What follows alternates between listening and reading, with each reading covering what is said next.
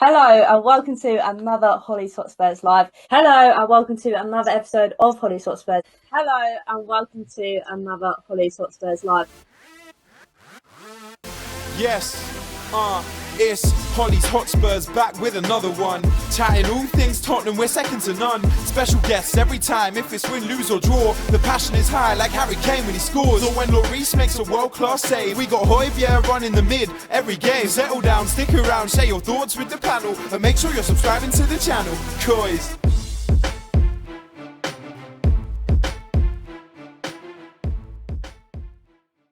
Hello and welcome to a very different way of doing Hollie Hotspurs. Rather than it being live, I thought with all the festivities that are going on and me mucking up all my dates, I thought I couldn't not miss talking about the Watford game. So instead I've given you a recorded version. But before we start, I just want to wish everybody a happy 2022, happy new year. Hope we're all doing well. Hope the festive period has been great for you. It's nice to have a little bit of a break. But we are back flying high, and hopefully this year we will see Tottenham Hotspur lift the trophy. Now, I said that last year, but I actually believe it this time because of Conte. But before we get into everything else, I also want to say thank you all for your support so far on the channel. I love doing these things, and to see you guys interacting and having these chats, it's actually very therapeutic, especially last year when it was all going a bit belly up with Jose and Nuno. So thank you so much. If you are new to the channel though, please remember to like, share, comment and whack that subscribe button. But let's crack on with this Watford game. Now, I don't know about you, you're probably feeling the same. I was very, very frustrated.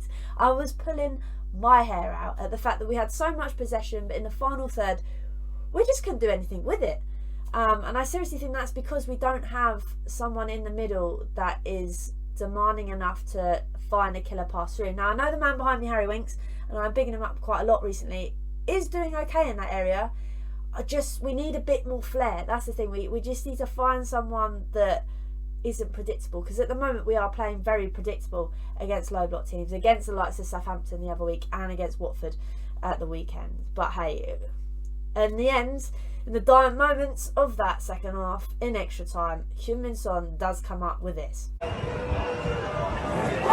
Finally, a good ball into the box was found from Heung-min from the free kick just outside the box. Is whipped in, and Sanchez is the man to rise up and header it home. I'm not going to lie to you, I was very, very pleased when that went into the back of the net, because I don't want to see another 2 points dropped.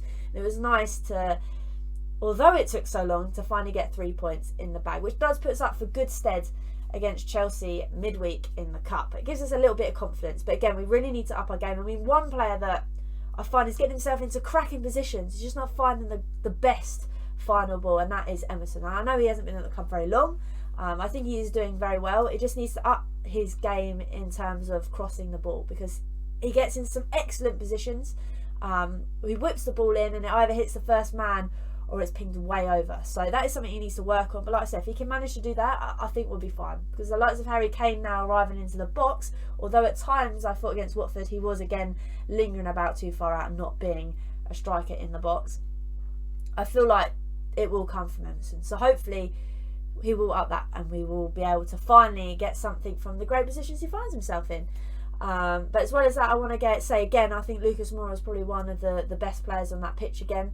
I've said this all last year as well. I thought that Lucas, at times when we looked very weary, we looked like we weren't doing anything, he was the man to call upon, and I think he's sustained that kind of level, because again, he's trying to find things, he's trying to make things work. So I was very pleased by Lucas Moura's performance again. And another man that there's loads of rumours that he's going back to Nice, which is Hugo Lloris. I call him Hugo Boss because again, the man was, I think he kept us in that game. He pulled off some brilliant saves against Watford, especially one where he manages to get across, overstretch and tap it around the post. So he is one we definitely need to keep this January transfer window and in the summer. Whether that happens or not, I don't know. I've said he's like fine wine.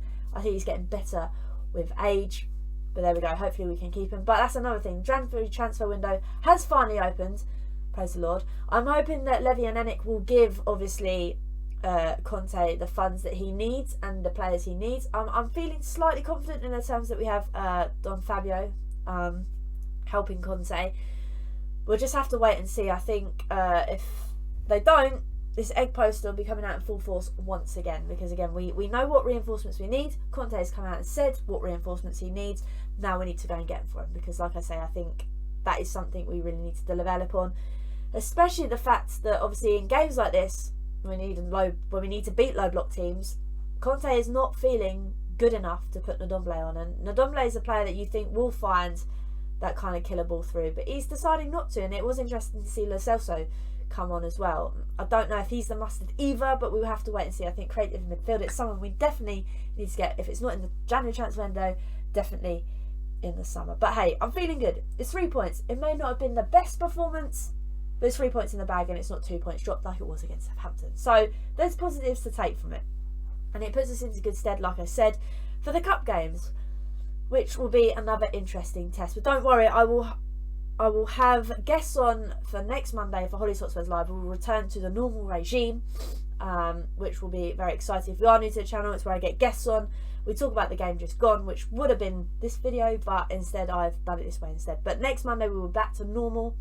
I will have lovely guests on again to hopefully talk about a win against Chelsea and a win against Morecambe. I am feeling vibey for 2022. But thank you so much for watching the video. Let me know your comments in the section below to tell me what you thought of the Watford game, what we need to do going forward, and actually who you want to bring in the